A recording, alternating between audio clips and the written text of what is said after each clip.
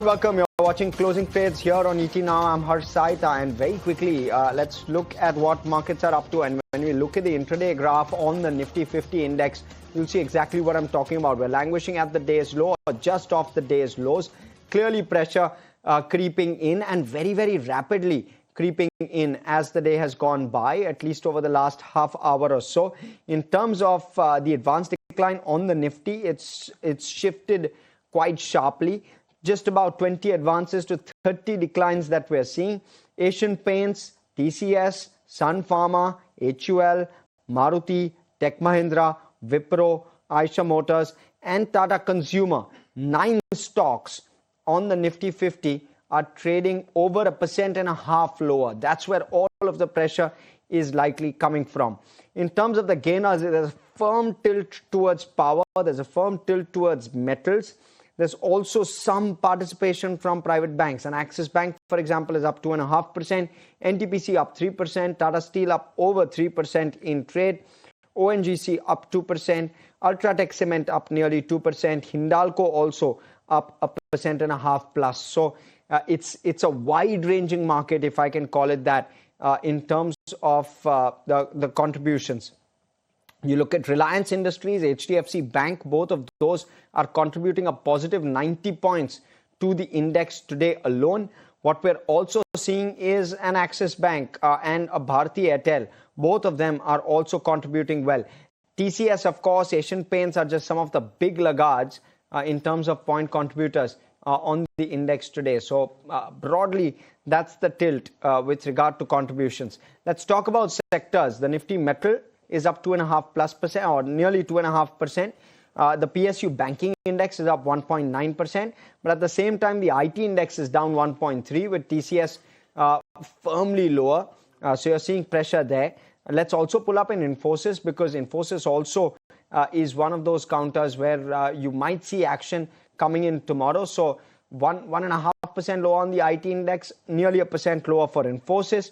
The Realty index is down 1.3%. And the Nifty Auto Index is down around 0.8% odd. So you're seeing that tilt.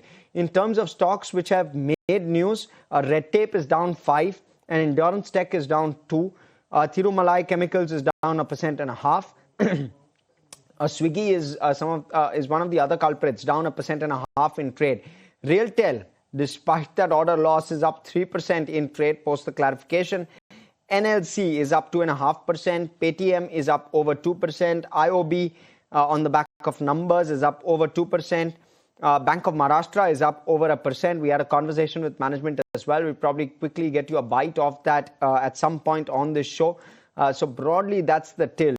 In terms of results as well, I did speak about an IOB, but look at a Union Bank. The stock is flying in trades, 7% higher on the back of the numbers that they've declared. Oriental Hotels is the other one. Tata Elxsi is down 4.5%+, despite what seemed to be a decent set. The stock is clearly and evidently under plenty of pressure. ICICI Pru also down. ICICI Lombard also down 2%. So those are just some of the names that you want to keep on your radar, today, at least, as the day has gone by. But let's bring in Kunal. Kunal, how are you looking at markets, and what do you make of the move, especially over the last hour or so of trade? I think it's a very good move for the index. I call it good because there are two ways to look at the markets. The advances, declines. I think more or less, we are almost at 1:1 in terms of the advance decline. But the number of stocks which are now hitting new highs or coming back into momentum, I think that's a very strong positive for the markets. And metal sector specifically, I think is the one which has done exceptionally well. You add to that fact like the PSU banking lot, and I think many of these stocks have shown signs of good recovery for themselves. So these individual themes, and till the time these themes they continue to rally up higher, it's going to balance out the Nifty over the very short term.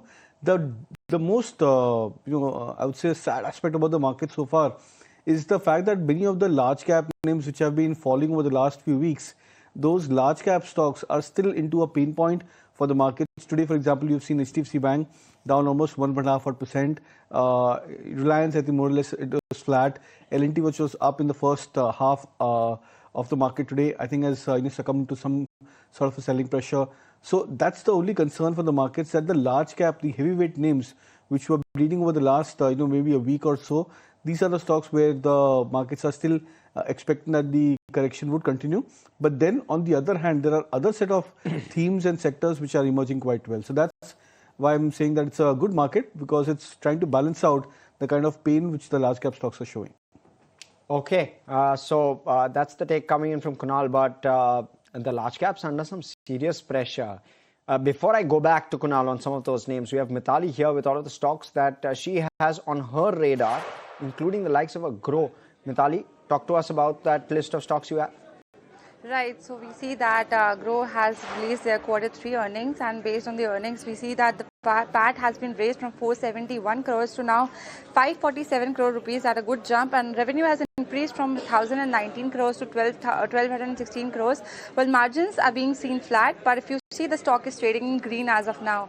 While also we have Railtel on the radar as it faces a setback after Bihar Education Project Council has cancelled their 3 educational infrastructure projects, and all of these projects costed around 609 crores. So the stock is under pressure since morning.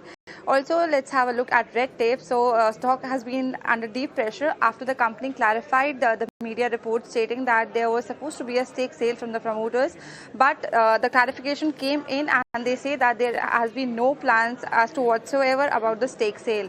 Also, if you talk about Industar, the stock is in green trading today, as it will be a key beneficiary for the Vodafone Idea relief, and also CLSA has projected a 32% upside on the stock.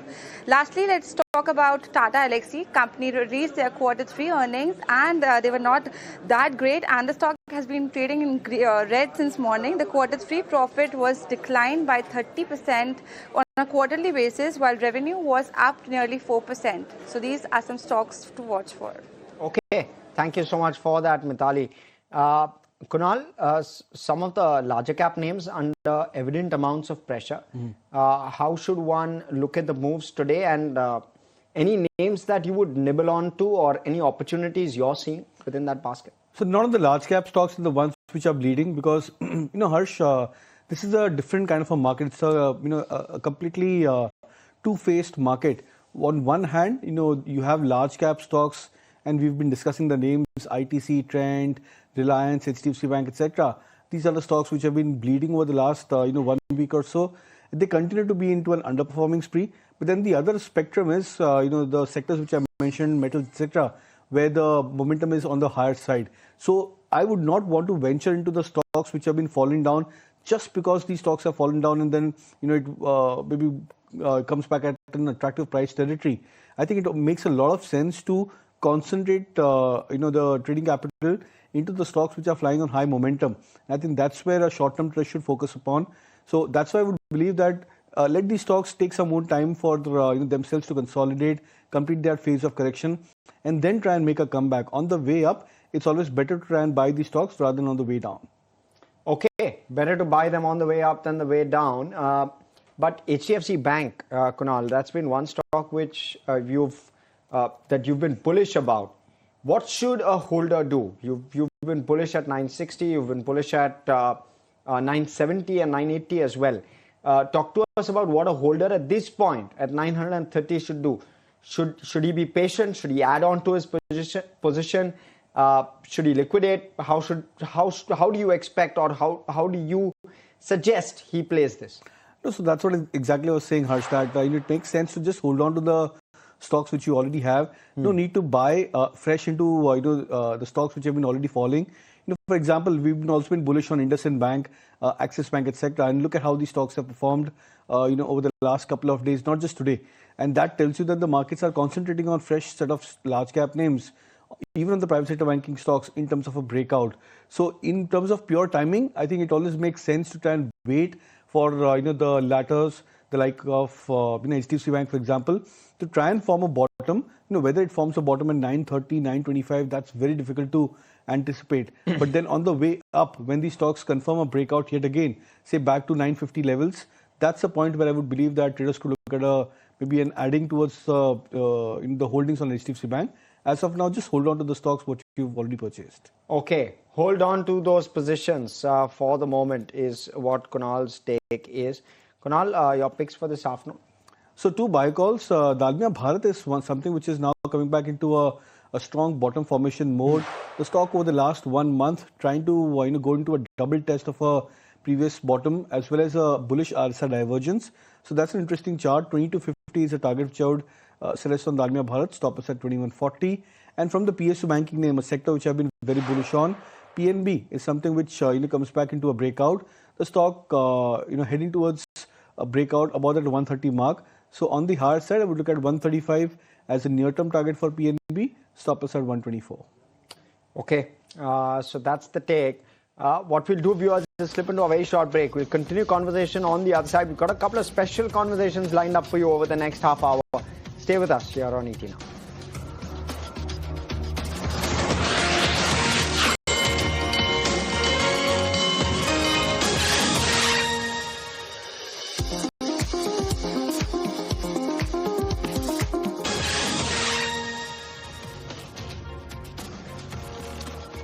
Welcome back, and we've seen a bit of a slip up with regard to where the Nifty is concerned. There has been some pressure building in over the last over the last hour or so of trade. In terms of one that really stands out is the likes of an Asian Paints, 2.25% lower after what's been a decent kind of a run on the stock. Kunal, I do know you like this one in particular. What next for this one? Yeah, I think today is a bit of an off day for Asian Paints, but then this does take away the stock price uptrend the stock has seen in the last 3 or 4 months from a point of 2300, 2340 mark towards a recent high of 3000. The stock had hit, I think, in the month of November, December 2025.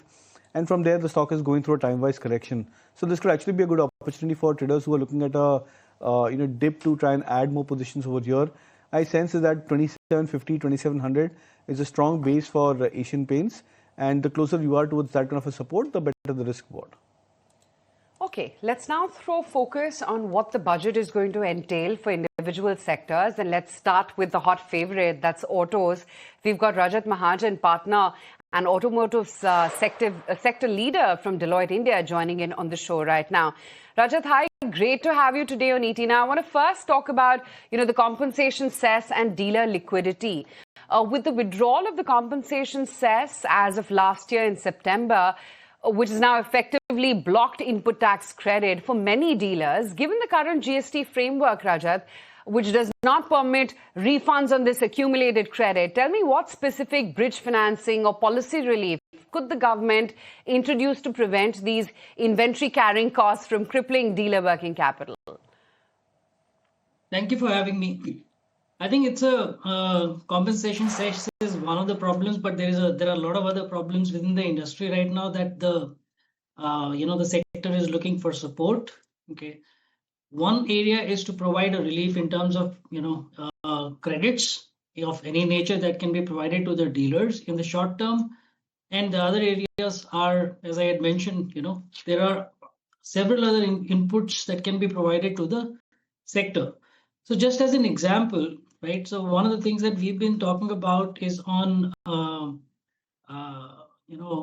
areas with respect to inverted duty structure, which is also impacting the manufacturers, as an example. So both on the dealers and manufacturer side, there needs to be some more additional support that can be provided by the government in the budget. Yeah, but if I can specifically ask you with regard to compensation cess, do you believe that the government is likely to fix this? I'm sure that as part of conversations with North Block, this would have been put up.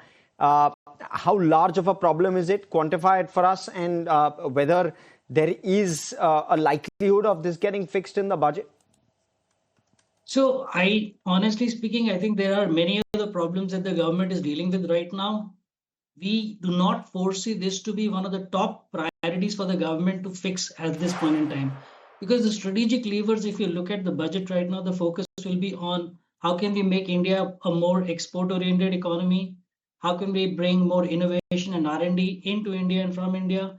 And the tactical levers with respect to relief against tariffs or any other potential impact that can happen. So this might be there, and we hope that it gets resolved, but it may not be in the top tier reforms that we may expect this time around. Ground. How painful is this? Talk to us about, I mean, it may not feature among the top 5 tasks for the government to take up, but then on ground, how are dealers adapting to this new normal, if I can call it that? And how large is the pain point for this? Because my understanding is that there's a large pool of cess which is just lying, which means that working capital has been blocked. Yes, so see, at the end of the day, this problem is not something that we've not seen in the past. As an example, with the inverted duty structure of 5%, which impacts the OEMs, it's a similar situation like over here. So the reduction, the dealers will have an impact on the, you can say, input tax credit over a period of time, but it's not a small amount. If you look at it broadly, nearly 30% of the total cost of the dealers is actually interest costs, right? Now, this interest cost, can have all kind of billing that you say nearly 30%. If I look at it, 28%, reducing it to 18%, that's a significant 10 percentage point reduction, which is nothing less than around 30% or so. So 30% can be an impact on this 30% cost structure of the dealer. So, if we have to quantify it, it can have a substantial impact of 9% on the total cost of the dealers. And at the same time, if you look at it, most of the dealers in India are around 1.5% to 2% or 3% at best in terms of PBT. So, if you do our maths, right, a 9%, you can say impact of the cost, which is nearly 10 to 12% of the total revenue.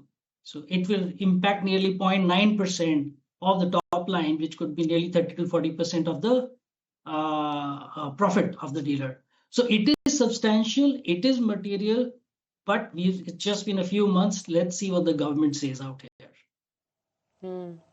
Right. The other thing I also wanted to discuss, Rajat, was about the inverted duty structure for EVs, which you did touch upon. But while the 5% GST on EVs is a strong demand driver, manufacturers continue to face an inverted duty structure with key inputs taxed at still 18%. Since ITC refunds are currently restricted on cap goods, how critical is a simplified refund procedure or further rationalization of component duties to ensuring the long-term financial health of EV startups in specific? See, OEMs which have a very high percentage of EVs are impacted, obviously are more impacted as compared to other OEMs. Now, in the inverted duty structure, on one hand, we have, the 5% GST on the EVs. And the input that we are taking is basically on the 3 components, which is raw materials, second is capital goods, and third is, all the indirect spends or indirect purchases that we do. Now, at this point in time, it is only linked to the, raw material, which is the direct impact. Maybe the government can think of, let's say, how can we provide refunds or you can say adjustments with respect to the overall pool of GST, which includes input credit for, which includes raw material, which includes capital goods and the services, all 3 put together. And then as and when, the sale happens and the GST, credit is requested, instead of giving only this 5%, the delta of 18% is also credited or provided for from this larger pool. That could be one of the things that the government can think of. Another way to incentivize, because see, the thing is that we are not getting it right now, or the industry is not getting this delta 13% right now.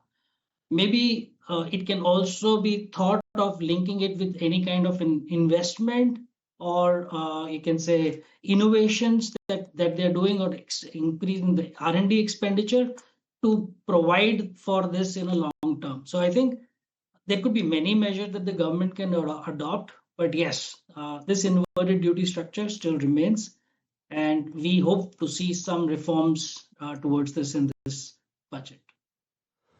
Okay, and with regard to customs, my understanding of it is basis your note, that there is some harmonization required. Talk to us about that, and for how long has this been, how long standing has this demand been there for, and what's the likely resolution to it? So, see, at the end of the day, there are customs as well as HSN credit, both HSN harmonization of the nomenclature has been a long-standing request. Okay, so what we expect, or what we've been, also talking to the government and trying to understand, is to create some sort of a fast-track classification cell and publish any kind of clarificatory circulars to reduce the disputes and accelerate such refunds. So it has been going on for some time now, but we expect, as and when India becomes more and more producer of power electronics and new categories, this is only amplify as a problem. Right. So, Rajat, two other things that I wanted to touch upon. A, of course, was R&D incentives for deep tech, because it seems the war in autos is all about that now. And the other thing, of course, is about, PLI scheme optimization as well. How do you think the government can address both these? Okay, so when it comes to R&D, right, I mean, if you look at it, India right now is, from an overall perspective, we exported around 15 to 16% of the cars. We expect this number to double by 2030 or so, and that's what the government has been saying. Auto component players, the India component industry is around $80 billion, out of which 23 billion or so is exports.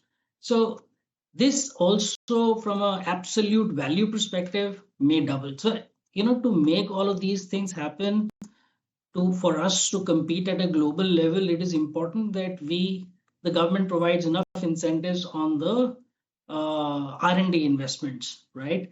And investments, again, right? I mean, one can argue that, it's a very large space as such, but from a global perspective, if you look at it, right, probably the R&D incentives in some other countries, advanced countries, is as high as, say, 7% or 8%.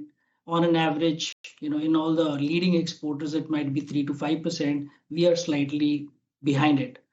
Maybe the easier thing to do, or maybe a stepwise thing to do, is to provide investments in emerging areas like ADAS, E2E architecture, battery chemistry, motors, motor control units, etc. to start with, which might encourage, or which will encourage, the Indian OEMs to spend more money and take care of these incentives. Sorry, what was your other question? I was just talking about PLI scheme optimization as well, and how you think the budget can address that. Yeah, I think PLI scheme has been in play for some time, but the utilization of that PLI has been low, right? Now, one of the things is to ease out the PLI, how do I say it, ease the entire PLI classifications and qualification as such, because there is a level of investment that needs to be made in a particular time frame, as well as, one has to show the output, which is the sales, etc. So I think somewhere all of these things can be relaxed, might give also a benefit to the industry. Okay, Rajat, we'll leave it at that. Thank you so much for joining us this afternoon and giving us that perspective. Of course, the budget in focus, and auto has been one of the hottest sectors over the last 6 months with regard to the move that we've seen some of the auto counters make. Thanks so much for giving us that perspective. Viewers, what we'll do is slip into a very short break. We'll continue coverage on the other side. Of course, we'll take it to conversations with regard to stocks which are buzzing. Stay with us here on ET Now. Back with closing trades right here on ET Now. Just taking stock of what the closing trades are settling in at, while of course, ahead of the trading holiday tomorrow on account of the BMC elections, it's getting a little rough out there. Look at individual names like HDFC Bank, for instance. It's been quite a slide for HDFC Bank, and that's quite reflecting on the way the Nifty as well is panning out, which has knocked off about 100 points on the Nifty, and HDFC Bank now at 920 through 23. which is at the session lows. Look at a TCS. That's been quite a grind for TCS. It's almost headed in for a 3% decline. Asian Paints is down 2.5%. Sun Pharma, Unilever, Maruti, and Eicher Motors, L&T. Even though the management set out those clarifications, the stock lost about 3% yesterday. It's down another 1% in today's trading session as well. And that's the case with even resilient names from yesterday, like in ICICI Bank. That's also down 1%. Cipla, Nestle, Wipro. Infosys down 0.7% ahead of its numbers. M&M, Trent, Shriram Finance, Bharti as well, lying absolutely quiet as we speak right now. But let's welcome on board Dipan Mehta from Elixir and figure out what he's making of the market right now. Dipan, hi, afternoon. Good to be chatting with you. Dipan, what's spooking the markets? Seems like the markets are a little derailed with the labor code adjustments, which we got a glimpse of in TCS's performance. Yeah, good afternoon. Even I'm perplexed, I was so positive even from the Diwali time and then the New Year as well. And I thought that the earnings season will bring good tidings. But it seems that, at least for the time being, I'm proved wrong and markets are correcting. But look, that's the nature of the beast. You can't really understand and explain every short-term move. All I can say is that the fundamentals remain strong. And I'm hopeful that this earnings season may turn out to be one of the better earnings seasons we have seen in the last 7-8 quarters or so. And it should be the beginning of a fresh rally upwards beyond the earlier highs. And the earlier highs are not being crossed decisively. And I also think that this year may be a great year for portfolios and overall broad-based market moves. So I remain convinced of the positivity in the market. But for the timing, I think you have to live through this kind of slight turbulent phase. You making of markets? Akshay? Okay. Akshay Bhagwat, Senior Vice President, Derivatives Research, JM Financial Services, also joining us this afternoon. Akshay, what are you making of markets? Believe you're on mute, Akshay. Good afternoon. Hi, good afternoon. So the key ingredient for the market currently is the volatility index, which has spiked up in the last 4 to 5 trading sessions, and it will continue to move up as we head into the budget. But with a key US ruling today evening, I think we are trading at a very pivotal level of 25,700. So from here, it's more of a make or break level. But as the data stands positioned in the market, it's on the negative side with FIIs heavily on the sell side. So I would be bearish on the market till it trades below 25,850. And with the breakdown, if it sees below 25,650, I think we are probably heading for levels of 25,350. HDFC AMC's numbers also coming. We had a gross numbers also which came through. Dipan, how would you play AMC's financialization of savings? I think they're a good story, but my preference is for the wealth management companies. We saw what numbers came from Anand Rathi Wealth, richly valued, but nonetheless, I think the numbers are coming through. And then there's, of course, 360, which is 361, which also is looking quite interesting. So like that, I feel the wealth management companies and there's a mutual fund distributor, Prudent. I would go with these kind of names rather than the AMCs where the competitive pressure is very high. And time to time, there is interference from the regulator in terms of pricing and commissions and AMC fees that they can charge.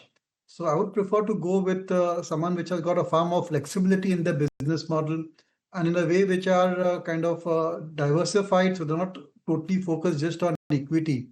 And that would be a better way to play the financialization of savings. There are also the stockbrokers, and particularly impressed with what Grow has achieved and going forward, how they can diversify their product basket. That also is a nice play on the financialization of savings. So I would prefer to play it in different names rather than the AMCs, although I would remain invested in the AMCs. And I do expect that this will also be exceptionally good for them. Why is HDFC AMC flying? Well, the expectation was that revenue will come in at around 1,075 crore. That's come largely in line with estimates. I'm talking about revenue from operations. That's the total income number flashing on your screen. That's something to keep your eye out on.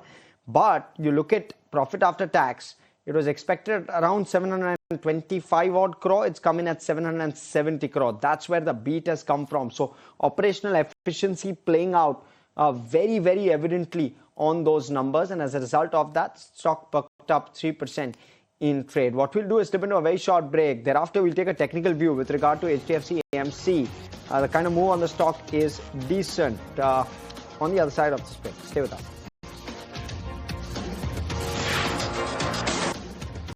Welcome back. And of course, we've taken a check with regard to HDFC AMC. That stock is up now 3% in trade. Akshay, do you have a view with regard to HDFC AMC in particular and the kind of move it's making? For HDFC AMC right now, it is the news, the results, which is playing a sentimental impact on the prices. What I understand overall, technically, still it's in a negative uptrend. It is initially in the process of charting a support zone around 2470 odd levels. Too early to comment, but as it stands on an intraday front, 2500 is the trading support. And for change of trend, the levels of 2650 has to be taken out. So expect choppy or volatile moves between the range of 2490 to 2600. If you are invested, hold with a stop loss of 2450. That's the recommendation, but no fresh buys recommended at the current given prices. Look at a Tata Elxsi. I mean, to think of it, it had a neutral set of earnings, right? But that stock as well is struggling right now. A good 4.6% lower. I can see even an Emphasis, that's also down. Though I think names like KPIT, etc. were still holding out, at least the last time I checked. Don't know whether that's also caved in or not. And Infi ahead of its numbers as well is a bit of a struggle. Dipan, still avoid IT. What's the take? Even though it's turned out to be a good tactical call and a good, sort of bottom-up trade? No, I'm getting supportive on the IT sector and getting gradually positive. And I think that eventually the kind of AI revenues that these companies can generate will lead to a next growth phase. I'm not sure that can lead to double-digit growth rate for the IT services companies. But a lot of mid-cap companies, I think, will be able to ride this AI wave.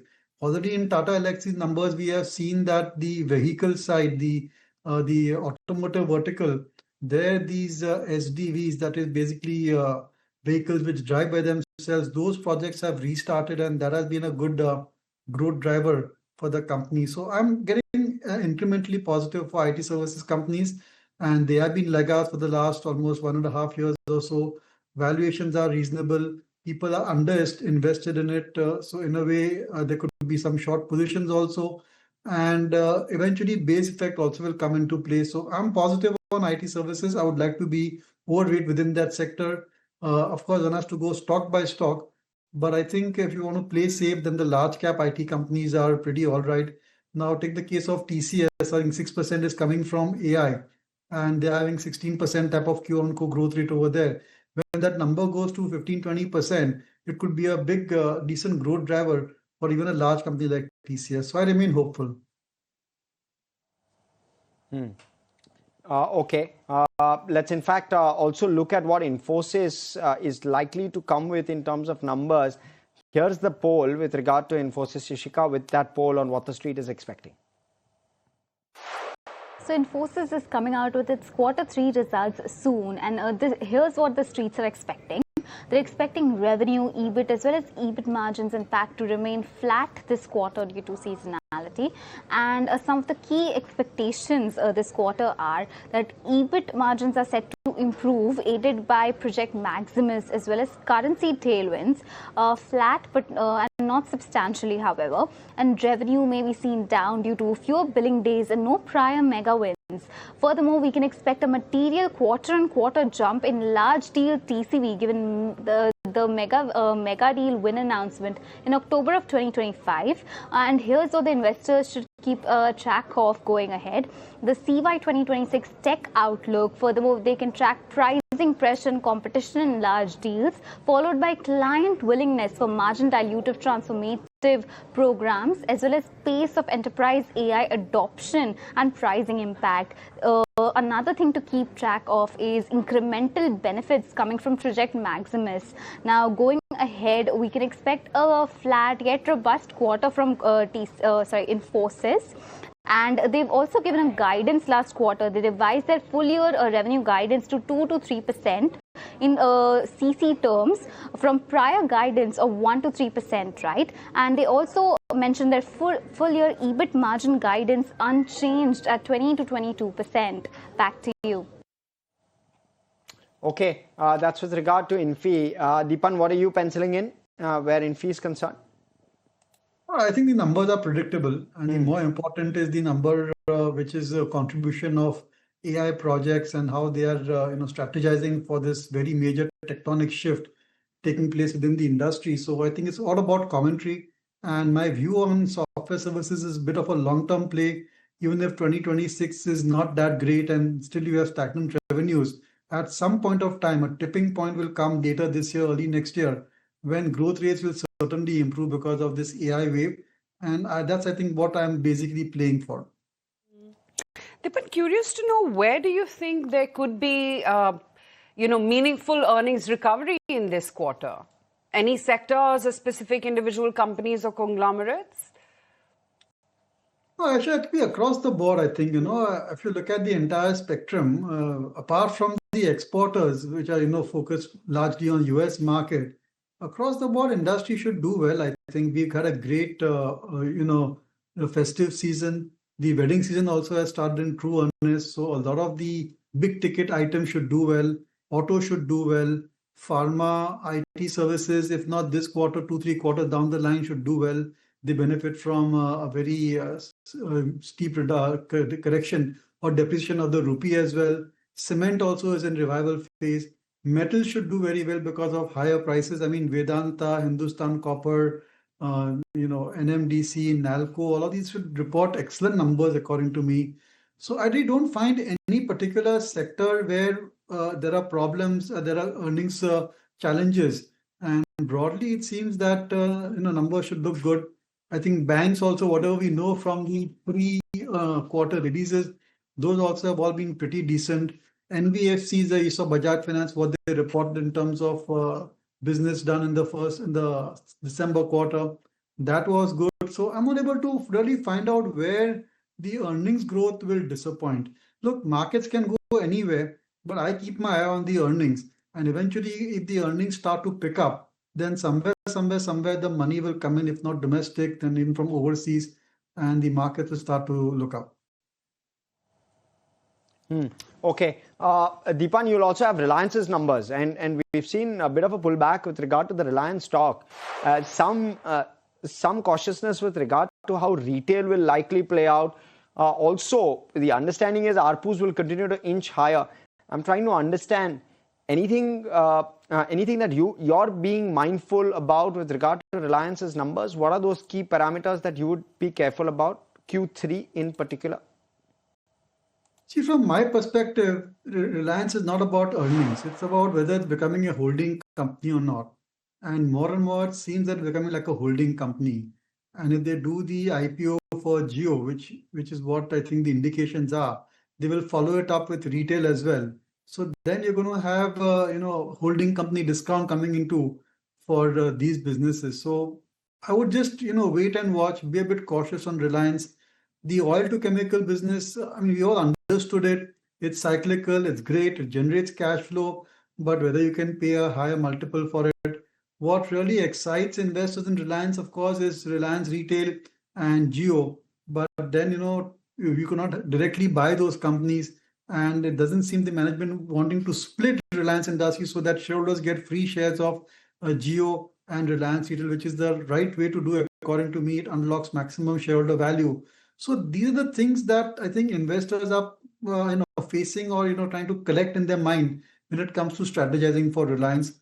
But look, their management does surprise from time to time, and who knows, this number could be spectacularly good because it's been a good season for a lot of their core businesses.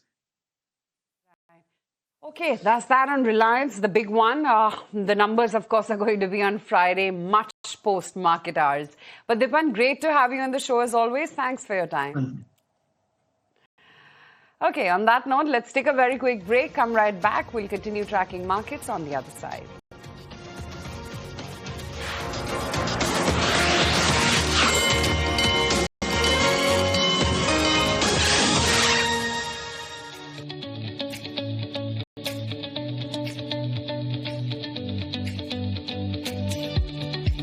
closing trades right here in ET now. And yeah, the struggle really for the markets continues ahead of the day's break tomorrow.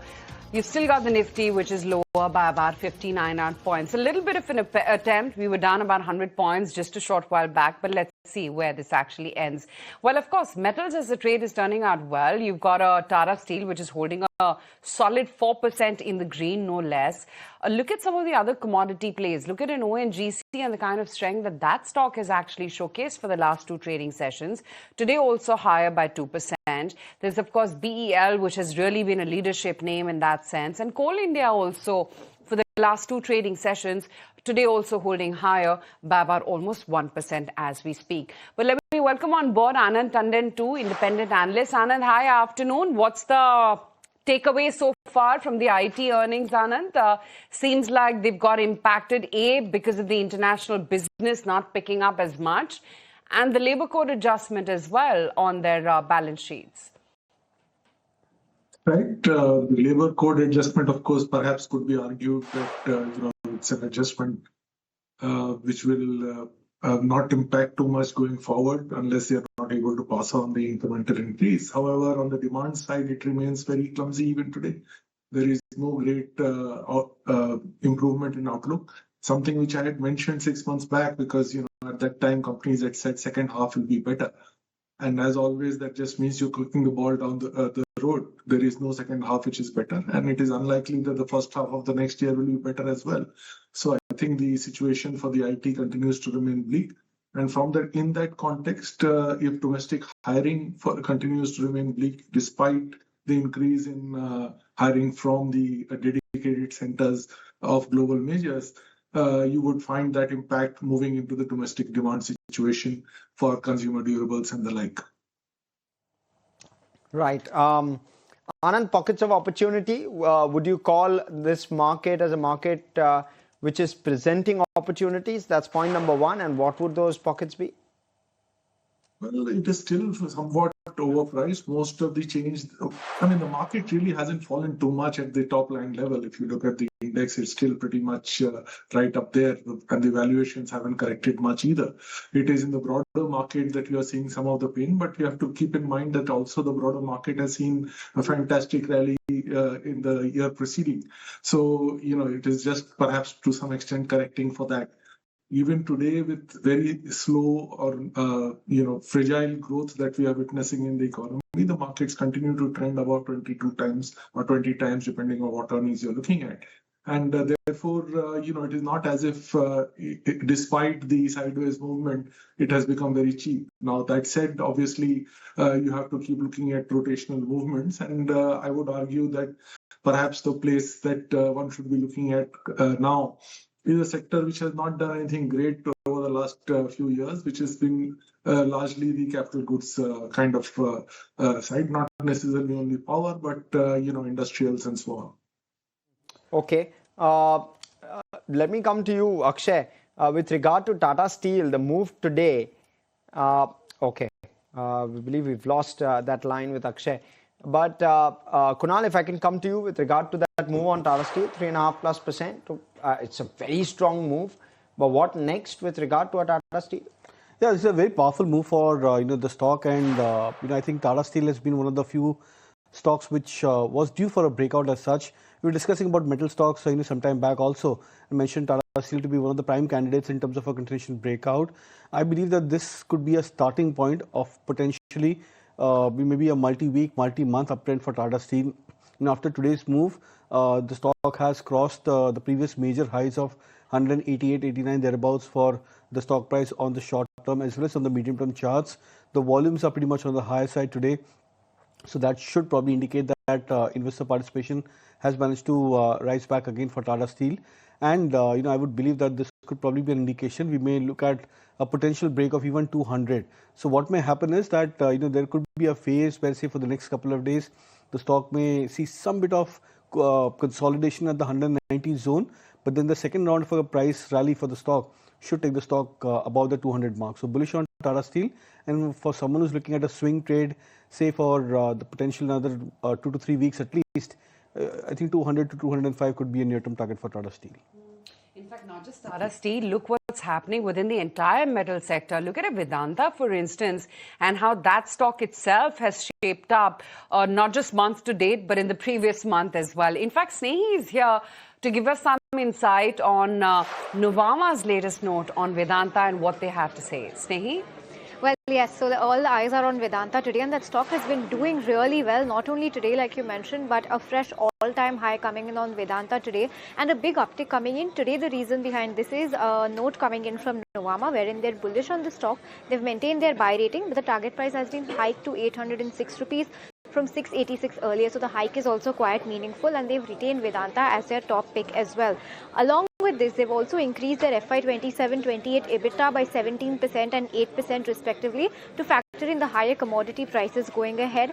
But what they're also saying that FY28 EBITDA may rise all the way up to 92,300 crore for the entity, and the fair value for the stock may go up all the way to 1,076 crores. So their initial target price right now is 806 rupees, but they're saying that the FY28 by that time the stock price could go as high as 1,076, which is a very meaningful upside from where the stock is at right now.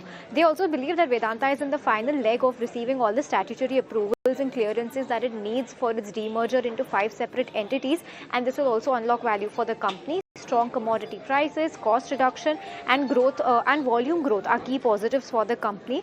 On the commodity front, they expect LME, aluminium, zinc and silver prices to sustain much higher than historical averages, and that's going to fare well too. Cost reduction in aluminium, volume growth in international zinc and overall power is likely to aid Vedanta going ahead. And they also believe that Vedanta will then allocate debt judicially to each of its demerged entities, and they expect demerged Vedanta Aluminium and Vedanta Limited to continue paying dividends to the extent of 15 rupees per share. So that's a note coming in from Nuvama.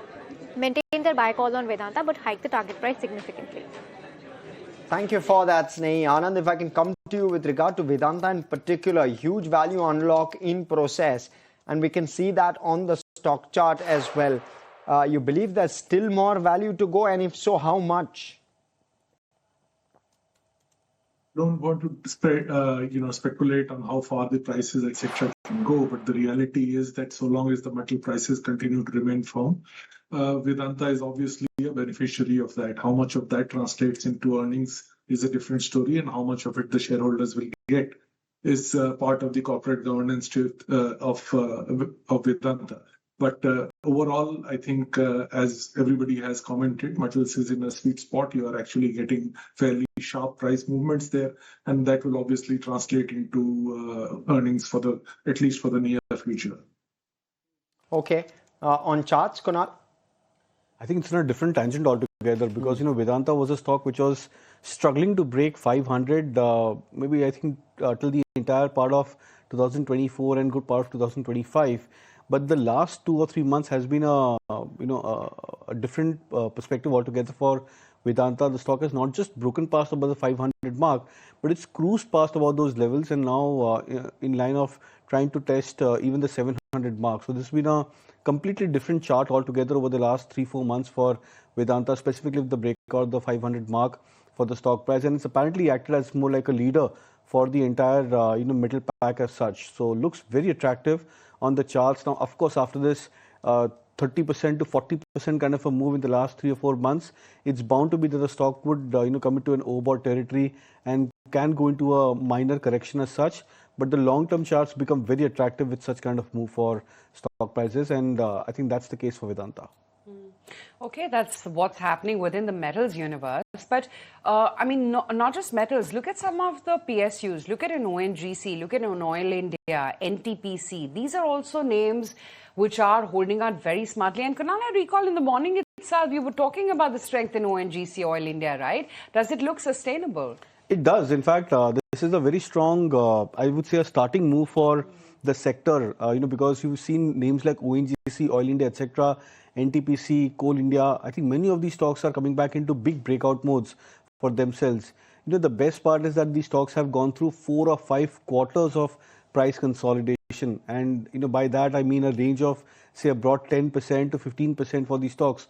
for the past 4 to 5 quarters, and then the stocks coming back into a breakout indicates that this may not just be a very minor breakout for the stock price, but this could be more of a restarting a trend for the stocks after a multi-quarter consolidation. So that's why I would believe that one should position.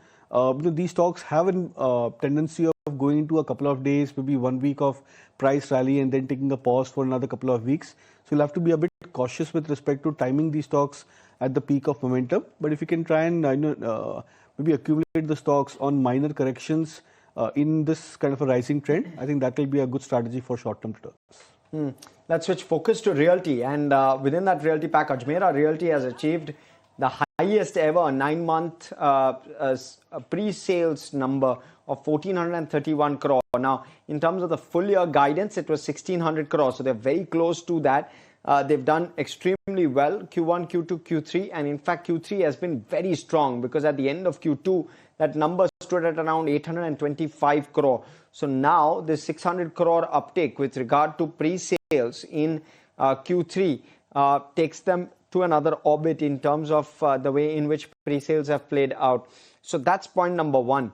Point number two, when I spoke earlier with Keystone Realty as well, while the numbers there are around 70% of the guided pre-sales number of 4,000 crore, they've done, or rather, Mr. Boman Irani, who I spoke with, has done around 2,800 odd crore in terms of pre-sales, or just shy of that.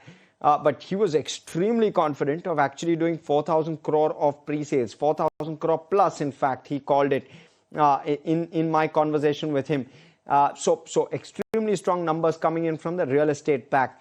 Any of those on your radar, or rather, maybe not the numbers being strong. Of course, Ajmera's numbers were strong overall. We saw a slightly softer side, but the commentary has been very, very strong. So let's not downplay that. Kunal, anything within the realty pack which you're liking? So I think Sobha is the only stock which has been a slight, I would say, an outperformer with respect to the other pack.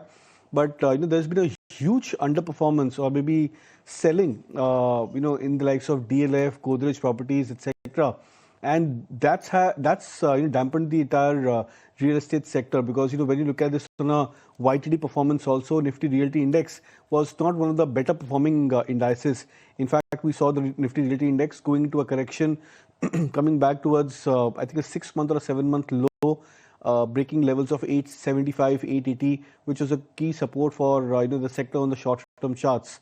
So that support being broken is one of the major reasons why you've seen underperformance from many of the stocks, and not major outperformance from the rest of the stocks which have not been fallen down. So I think in that sense, I would probably avoid taking any major positions over here, or recommending any major positions over here from the real estate pack. I think you need to wait for a breakout to happen. So either if it's in terms of index, a break past about the 875 level for the Nifty Realty Index, or if it's in terms of individual stocks, then maybe a breakout of 685 for DLF and 2,200 odd for Godrej Properties. These are strong resistance points to watch out for. Okay, so that's with regard to the charts. Wait and watch is what Kunal says. But let's also look at what Purvankara had to say. In fact, pre-sales were up 17% YOY. We got in touch with Malana Salu, who's the CEO, South Purvankara, to know more about the growth roadmap of the company and what to expect going forward. Ideally like to have another 2-3 launches in this quarter, which did not happen, and all of them are now lined up for the next quarter, and we are confident that most of the projects will get launched in the next quarter, or some of them may go to the first quarter of the next year. I believe that the sales are going to be stronger, they'll continue to be stronger in that case, and I'm pretty sure that the next quarter should be better than this quarter, even better than this quarter. Having said that, and we don't give any outwardly projections, but things look great. Okay, Anand, real estate at all is something that you'd play, because we've seen a pullback, sharp pullback from the highs that the realty index saw. An opportunity, you reckon? I think I've always preferred to play real estate through the housing finance companies. So if you are somewhat bullish on that area, which in fact I am not, but if you really want to look at it, then I think the housing finance continues to remain a more attractive way of playing it. Anand, also curious to know, where is it that you stand on the entire PSB debate? While the risk reward was definitely in favor of them till about last year, now that earnings for some of these smaller ones have actually come out, do you still have conviction? And if you did at all? Well, banking is obviously a sector which is still somewhat positive. One is positive on, and the PSU banks still last year were quite cheap, but most of them have now reverted in terms of valuations to back where they were on an average for many years. I think for some more time you may probably find that, given the fact that their balance sheets are quite clean, they will be in a position to roll out or maintain perhaps a slightly higher rate of credit growth, which is something that many of the smaller, private sector banks and perhaps the NBFCs will struggle with, given the fact that we are not very, we are not looking at very high deposit rates going forward. So in that kind of situation, I think PSU banks will continue to do reasonably well. The one caveat I have is that, given the possibility of all these mergers coming through, you will have that the management being distracted, and therefore to that extent performance may somewhat suffer. But among the kind of lack of opportunities that I see in the market right now, I think PSU banks still offer some upside. Well, PSU banks offer an upside, according to Anand. That's the first I've heard of Anand sounding bullish on something. So you want to listen in on what he's saying. That's clearly a positive. PSU banks, Kunal, I know you're positive with regard to PSU banks as well. So that's a good confluence. But talk to us about a couple of names in particular. Bank of Maharashtra, they came out with numbers. The other one was a Union Bank, and that 7% move in trade today. What do you make of it? Yeah, this has been a standout feature for the PSU banking or the entire Bank Nifty, the PSU banking end. And it's good to see that many of the stocks are showing signs of a breakout. The move on Union Bank particularly was very, very intriguing, because the stock for most part of the day today was just about lying low at the 170, 74 kind of a trading range. But then the breakout which happened post results for the stock price, I think gave a lot of momentum to the entire sector. So now I believe that we could be looking at a second leg of an up move for many of the other PSU banking names, PNB, Bank of Baroda, Bank of India, etc. I think these are the stocks which could probably start to see a lot more confident upside over the near to medium term. So no major trades on Union Bank after this sharp up move, because then the risk reward becomes a little skewed. But I think for the other pack, other stocks in the PSU pack, I think the trade other trade setup could be a little bit more better. Look at MRPL's numbers. There's a solid jump in the PAT. The consolidated revenue sequentially has jumped up about 9%. And look at the kind of spike that you're seeing on the stock price. It's almost holding a double-digit gain. In fact, it's not just MRPL. Kunal, I want to revisit, what we were talking about just a short while back. ONGC, Oil India, the entire oil PSU cluster is holding up very well. MRPL, of course, is also reacting and aiding, because of its numbers. So that's what I was trying to say, Aisha, that this is a strong sectoral move. Yeah. And this is an intent for, the market, from the market participants, to try and have exposure into this kind of a sector. Many of these stocks, even MRPL, for example, the stock has bounced off almost precisely from its 200 moving average over the last 1 month of a price correction. The stock was almost at 180, had corrected back towards 140 mark, and now it's trying to make a comeback again. So it's a very strong chart, and many of these stocks within the entire oil-related spaces as such, I think they start to look very, very attractive from current levels. Yeah, very strong numbers, and the market is clearly rewarding that performance as well. Just a short while back, the stock was up almost 11.5%, and it's holding on to that double-digit gain as we speak right now. While it did go into its earnings strong, but that big move has really come in post the earnings. But HDFC Life also came out with its numbers and could see a healthy third quarter, rather, as a favorable base from surrender charges will likely aid its annual premium as well. Let me take it across to Mithali and get in more details on the numbers. Right, so HDFC Life Insurance, they are about to release their numbers today, and let's have a preview and what are the expectations on this field. Starting with the domestic premium income, their gross premium income, if we see, so there a 14% of increase on an yearly basis is expected. While if you talk about their APE, a 13% of increase is expected by the street. Now, this growth will be largely driven by the favorable base effect related to the surrender charges. But along with that, the accelerated demand due to the GST related changes is also one point to be noted. Also, if you see the VNB margins and first talk about the value of new business, a modest 5% increase is expected there. However, in the margins, we can see some pressure, and they're expected to decline around sharply by 200 basis points, coming down to 24.1%. Now, management had already indicated that the margins are sensitive to the GST impact, and the product mix here will be a key monitorable to watch. The total margin impact, as quoted by the management, was that the GST ITC withdrawal is estimated to have an effect of around 300 basis points, out of which 50 basis points was already absorbed in H1. So growth in participating and the production products is expected to partially offset their margin pressure, and as a result of the margin compression, the VNB growth is expected to be subdued for this quarter. Looking ahead, the key factors to be watched will be the proposed 750 crores of subordinated debt. How is the company moving ahead with that? Because if this proposal 750 crores is actually in play, that could improve their solvency ratios. Also, investors will be tracking how effectively are they able to absorb the GST related impact on the margins, and of course the revival of the MFI segment is going to be a key factor to watch ahead. Well, that's going to be the key, actually. It's going to be the margin number, and thank you so much, Mithali, for that. Whether or not HDFC Life is able to hold on to those margins, well, at least evidently so, it doesn't seem like.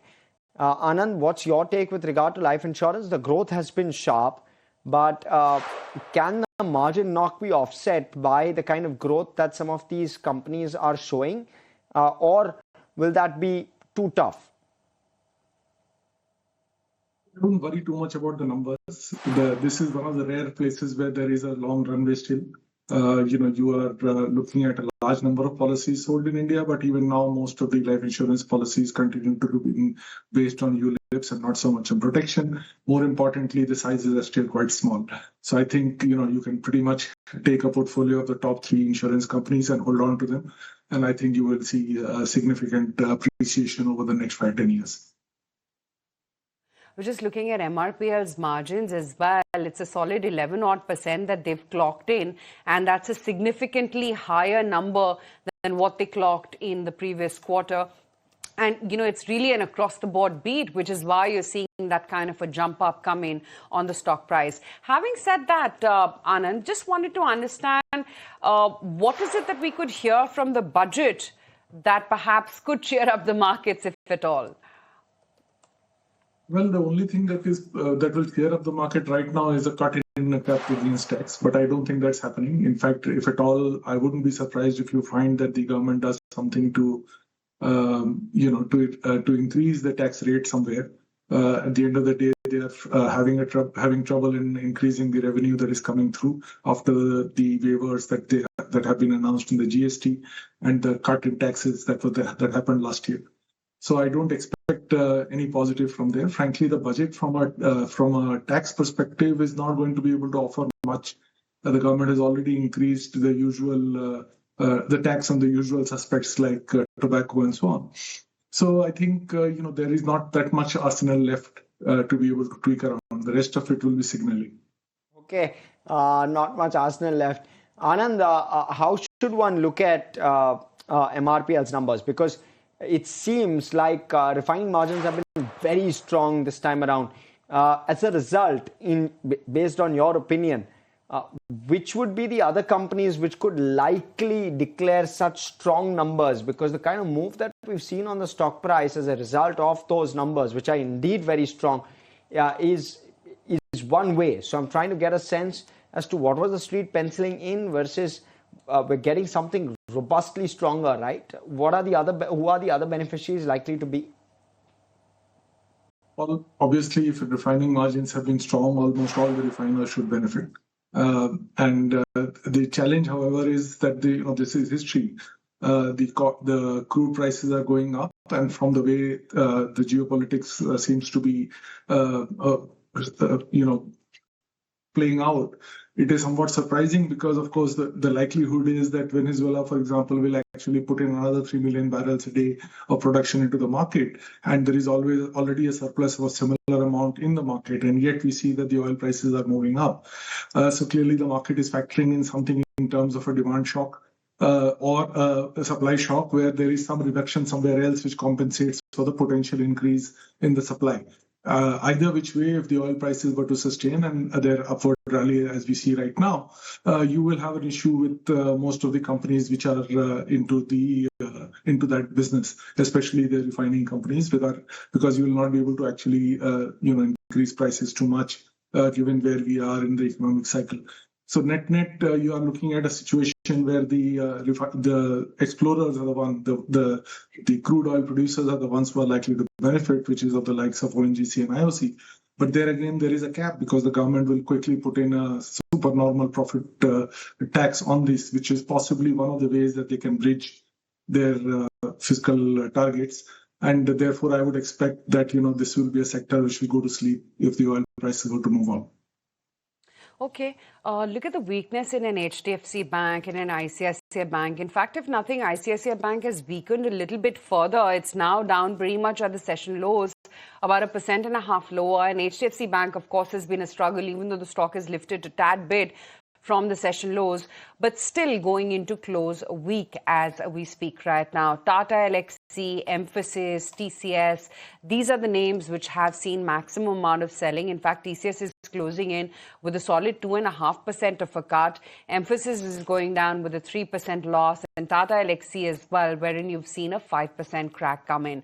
On the flip side, look at a Union Bank. We were just talking about MRPL. Union Bank has moved up about almost 9%. Vedanta, of course, has been a strong show. We just talked about, what Novama's stake was on Vedanta. MCX, Nalco, Bank of India, these are all the liquid movers in trade. But Anand, great to have you on the show. Thanks for your time as always. In fact, let's wind up for the day ahead of the trading holiday tomorrow. And let me hand it over to Snehi for the closing trades. Well, yes, lots to watch out for as we head into the holiday on account of this trading holiday, on account of the Mumbai BMC elections. The BSE Sensex expiry was pushed ahead a day, and that was today. And on the back of that, we've seen some very tepid moves on the street today. 0.2% cut coming in on the Nifty right now. You have slightly elevated cuts, about 0.3% cut coming in on the Sensex. Nifty Bank has been largely very resilient today, absolutely flat with only a mild hint of a negative bias coming in right now. The broader market seems to have done okay for itself, because the advanced decline ratio is once again back to being exactly in the middle, being absolutely even Steven, because remember at one point of the trading day, the bias was tilting towards the declines. So yes, the small cap index has outperformed the breadth of the market and done very well, a 0.6% uptick coming over there. But some of the Nifty gainers that we have to give a shout out to, given the kind of moves that we've seen, a 3.5% uptick on Tata Steel, NTPC, Axis Bank, Hindalco, ONGC, Eternal, all of them have seen gains anywhere between 2 and 4%, so very healthy moves coming over here. So what weighed on the index was Asian Paints, 2.5% lower, pressure on TCS today, Maruti Suzuki, Sun Pharma, Wipro, Tech Mahindra, all of them were trading lower. From the broader end of the market, before we take a look at that, let's take a look at the sectoral winners and losers. The Nifty Metal Pack, once again the top sectoral gainer, no surprises here, a 2.5% uptick coming in on the Nifty Metal Pack just on an intraday basis. Very strong move coming in from Hindustan Copper. Next up you have Vedanta, that has hit a fresh life high on the back of the positive Novama note with a target price hike coming in. So Hindustan Copper has done well, but Vedanta, yes, on that note, 6% higher has done very well. Nalco, Hindustan Zinc, Tata Steel, SAIL, all of them have seen gains between 3 and 7%. Very healthy moves coming in from some of the metal names. Then again, Union Bank is a stock to watch out for from the PSU banks space. 7.5% uptick on good set of numbers coming in. PSB, Indian Bank, Bank of India, PNB have all done well. What's not done well and continues to be the top sectoral loser is the entire real estate group of stocks. So you have Anantraj, Signature Global, Brigade, Lodha, all of them have been big losers, and these are some of the cuts that we are seeing on these stocks as well. Let's talk about some other stocks from the broader end that did well. Jupiter Wagons was up about 13%. MRPL on the back of very solid numbers that we've just got, 8.5% uptick on MRPL. You have Chennai Petroleum, Hindustan Copper, Graphite India that have done well. On the flip side, Tata Elxsi, the top Nifty 500 loser, a 5% cut despite decent numbers coming in. You have Go Digit, V-Guard, Kalyan Jewellers, Polycab all seeing cuts of more than 3%. So that is how the market has panned out. Yes, some real estate names like Puravankara and Ajmera Realty have done exceedingly well, but overall the Nifty Realty is the top loser. But back to you guys in the studio.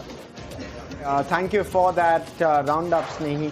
Kunal, how do you assess the markets and the move today? It's been a challenging market over the last 4 or 5 days, but we've not gone through any major breakdown or breakout for the indices. And today was the first day where, at least in the first half, we saw bulls trying to make a strong comeback, or at least trying to claw back from the lower levels for the indices. It's also good to see that the market breadth started to show signs of slight improvement. I would not say a major improvement from at least the last 3 or 4 days of pattern, where the net market breadth was almost in the favor of 1:5 on the declines, over the NSE. So I think in that context, we can probably expect that maybe the market, could consolidate over here. But for the markets to move higher, this is, one thing which is, coming out from the index trends is that the market requires some sort of a trigger or event to move up higher. And till the time we don't have any major trigger or event or news flow surrounding the Indian markets as such, whether it's on tariff, etc., the markets would probably just want remain to this broad range. So we continue to be range bound. That's what I would believe going into the holiday tomorrow as well as on Friday. 25,500 as a support and 26,000 broadly as a resistance. Okay, that's the take right now on the markets and which way we're going to head. But yeah, today's really been all about the PSU action, be it from banks, be it from the oil and gas majors. And then, of course, there was metals which continued to move from strength to strength. We were going to wind down on this edition of Closing Trades. Thanks for watching.